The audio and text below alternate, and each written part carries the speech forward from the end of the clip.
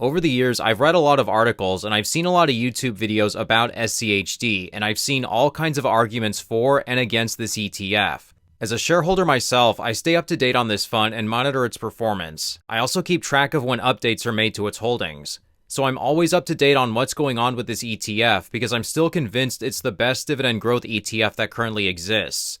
If you have a preference for a different dividend growth fund, then that's fine, but as I like to talk about regularly, SCHD continues to offer really excellent features.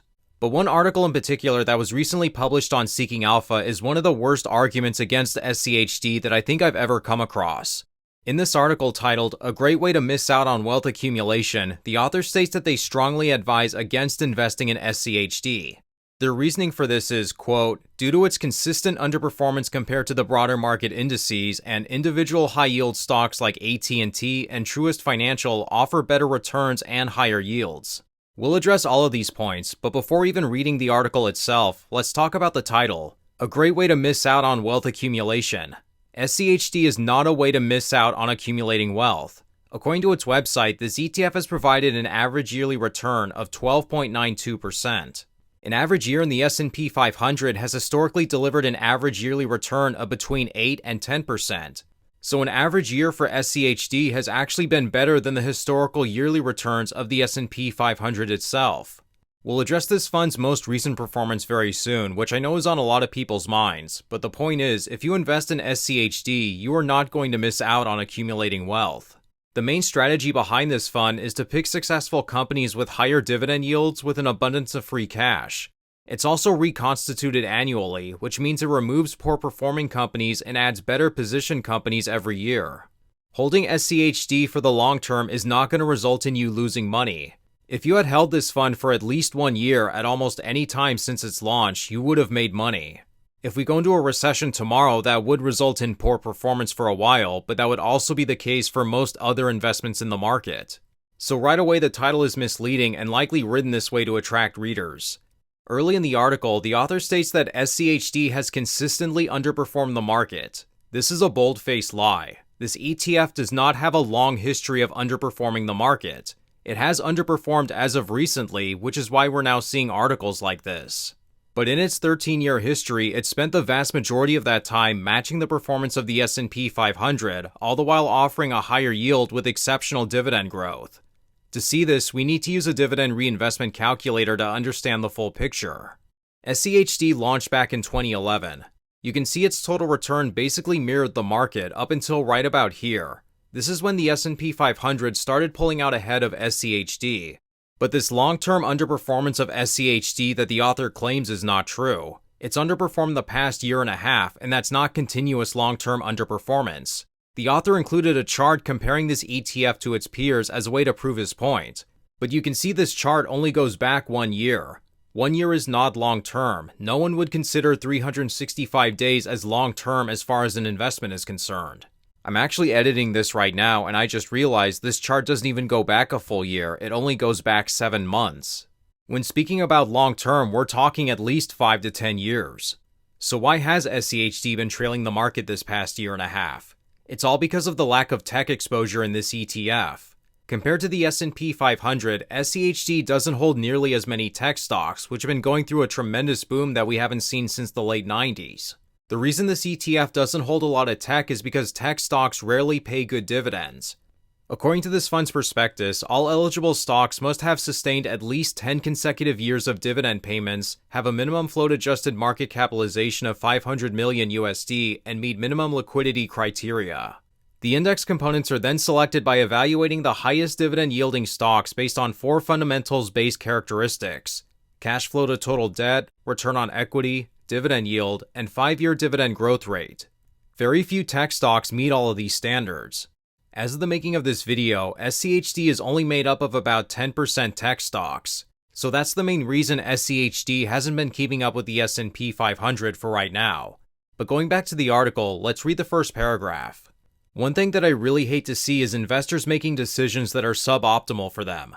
I understand that there are always exceptions to any situation, and those need to be understood and respected. But in many cases, investors make decisions that, frankly, they should not be. One example of this, in my opinion, is the decision by at least some market participants to invest in the Schwab US Dividend Equity ETF. While I can appreciate those who prioritize distributions, and I do not think that this is necessarily a bad mindset to have, I don't think that investing in this particular ETF makes sense for the vast majority of market participants. The author doesn't seem to understand why people hold SCHD in the first place. People who invest in this ETF want dividend income, yet I feel like this article was written believing that people hold SCHD in the hopes of trying to beat the market. This ETF isn't for people who are trying to beat the market, it's for people who want to live off dividends. It's possible it could beat the market in some years, but if that's your goal, then this ETF isn't for you. This is the biggest issue that I see with people criticizing SCHD. They'll say it's a bad ETF because there's other stocks or index funds that outperform it. People who invest in the Nasdaq 100 have a different investing strategy. It's comparing apples to oranges. If you want growth, then go for growth. If you want income, then invest for income. This is really one of the biggest flaws in this article. Let's go back to this point at the very top. Alternative portfolios, including individual high-yielding stocks like AT&T and Truist Financial, offer better returns and higher yields than SCHD. The author includes this in their article. From September 15th of 2023, when I originally rated SCHD a sell, it has generated a total return for investors of 19.9%. By comparison, this portfolio would have risen by 37.54%, and if we excluded Walgreens Boots Alliance from that equation, the return would have been 55.97%. Do you all see how easy it is to beat SCHD? All you would have had to have done was known to buy AT&T, Truist Financial, Citizens Financial, and Dominion Energy on September 15th of 2023. We all knew to do that, right? The reason the author includes these stocks in particular is because he has a history of criticizing SCHD, and he suggested that these stocks as a good alternative back in 2023. Even though he admits he only bought AT&T out of the 5 he suggested, I'll still give him credit that he did buy a good stock that went up. Of course, this author has rated other stocks as buys or sells that turn out to be really bad, so it's possible he's cherry-picking specific holdings for this article. I need to point out though that, again, this author is confusing investing strategies. SCHD is a passive investment, whereas buying individual stocks is an active strategy. If you buy SCHD, you can basically forget about it. It's a worry-free investment that'll continue to grow over time, and a lot of investors love it for that reason.